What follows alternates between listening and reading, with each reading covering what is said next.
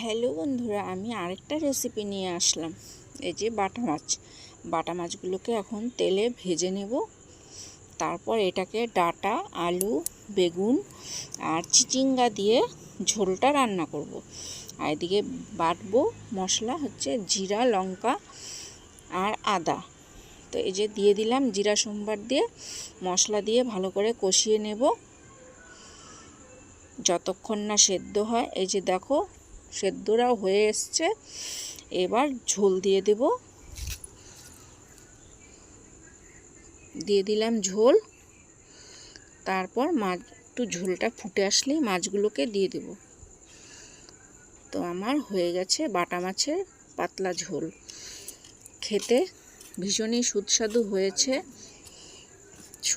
হয়েছে। তো তোমরাও এরকম বানিয়ে খাবে। আচ্ছা, তোমরা আমার ভিডিও পছন্দ করো না? সেজন্য লাইক কমেন্ট এত কম আসে কেন? আমি কি খুব খারাপ ভিডিও করি? ভালো লাগলে অবশ্যই পাশে থাকবে। টাটা।